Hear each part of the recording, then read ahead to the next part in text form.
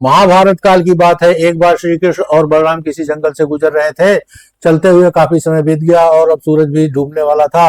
अंधेरे में आगे बढ़ना संभव नहीं था, इसलिए श्री कृष्ण बोले, बलराम, हम ऐसा करते हैं कि अब सुबह होने तक यहीं ठहर जाते हैं और भोर होते ही हम अपने गंतव्य की ओर बढ़ चलेंगे। बलराम बोले, पर इस घने जंगल में हमें खतरा हो सकता है, यहाँ सोना उचित नहीं होगा, हमें जाग कर ही रात बितानी होगी। कृष्ण ने सुझाव दिया, अच्छा, हम ऐसा करते हैं कि पहले मैं सोता हूँ, तब तक तुम पहरा देते रहो, और फिर जैसे ही तुम्हें नींद आए तुम मुझे जगा देना।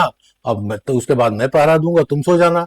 बलराम तैयार हो गए। कुछ ही पलों में कृष्ण गहरी नींद में चले गए और तभी बलराम को एक भयानक आकृति उनकी ओर आती दिखी। वो कोई राक्षस था। राक्षस बलराम को देखते ही जोर से चीखा और बलराम बुरी तरह डर गए। इस घटना का एक विचित्र असर हुआ। भय के कारण बलराम का आकार कुछ छोटा हो गया और राक्षस एक दिन विशाल हो गया।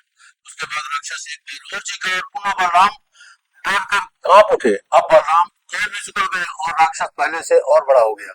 राक्षस धीरे धीरे बलराम की ओर बढ़ने लगा। बलराम पहले से ही भयभीत थे और उस विशाल काय राक्षस को अपनी ओर आता देखकर जोर से चीख पड़े और चीखते ही वो मूर्छित होकर गिर पड़े। बलराम की आवाज सुनकर कृष्ण उठे।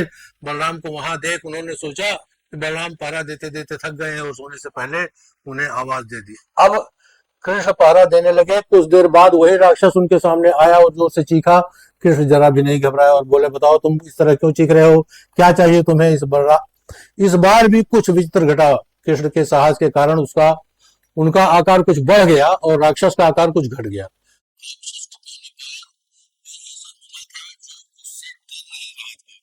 घबराहट में पुनः कृष्ण पर जोर से चीखा। इस बार कृष्ण नहीं डरे और उनका आकार और भी बड़ा हो गया, जबकि राक्षस पहले से भी छोटा हो गया।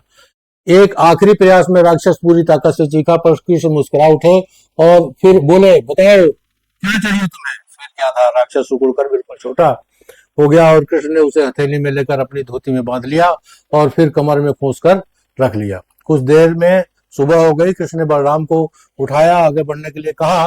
वे धीरे धीरे आगे बढ़ने लगे। तभी बलराम उत्तेजित हो उठे और बोले, पता है कल रात में क्या हुआ था, एक भयानक राक्षस हमें मारने आया था। रुको रुको, बलराम को बीच में टोकते हुए कृष्ण ने कहा।